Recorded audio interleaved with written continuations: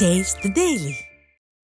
பொங்கல் பண்டிகை மற்றும் தொடர் விடுமுறையையொட்டி ஆம்னி பேருந்து கட்டணம் இருமடங்காக உயர்த்தப்பட்டுள்ளதால் பயணிகள் அதிர்ச்சியடைந்துள்ளனர். பொங்கல் பண்டிகை நாளை கொண்டாடப்பட உள்ள நிலையில் சென்னையில் வசிக்கக்கூடிய பெரும்பாலான பொதுமக்கள் தங்களுடைய சொந்த ஊர்களுக்கு படையெடுத்து வருகின்றனர். இந்நிலையில் கிளாம்பாக்கம் பேருந்து முனையத்தில் இருந்து போதிய அளவில் அரசு பேருந்துகள் இயக்கப்படாததால் பொதுமக்கள் ஆம்னி பேருந்துகள் மூலம் சொந்த ஊர்களுக்கு செல்கின்றனர். இந்நிலையில் வழக்கத்திற்கு மாறாக ஆம்னி பேருந்துகள் கட்டணம் தற்போது இருமடங்காக உயர்த்தப்பட்டுள்ளது. சென்னையில் இருந்து தென்காசிக்கு செல்ல 2800 ரூபாய் முதல் 3200 ரூபாய் வரை உயர்த்தப்பட்டுள்ளது.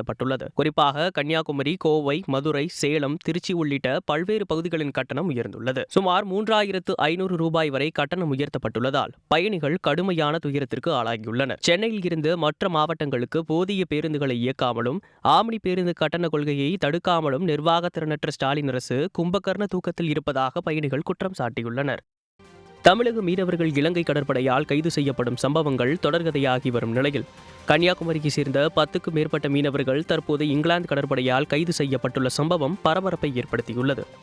டிகோகாசியா தீவு அருகே கன்னியாகுமரி மாவட்டத்தைச் சேர்ந்த 10க்கும் மேற்பட்ட மீனவர்கள் மீன்பிடித்துக் கொண்டிருந்த நிலையில் எல்லை தாண்டி மீன்பிடித்ததாக கூறி அவர்களை இங்கிலாந்து கடற்படையினர் கைது செய்துள்ளனர். இலங்கை கடற்படையால் தமிழக மீனவர்கள் கைது செய்யப்படும் நிலை தொடர்ந்து வரும் நிலையில் கன்னியாகுமரி மாவட்டம் தூத்தூர் மீனவ கிராமத்தைச் சேர்ந்த 10க்கும் மேற்பட்ட மீனவர்களை இங்கிலாந்து கடற்படை கைது செய்த சம்பவம் அப்பகுதி மக்களிடையே அதிர்ச்சியை ஏற்படுத்தியுள்ளது.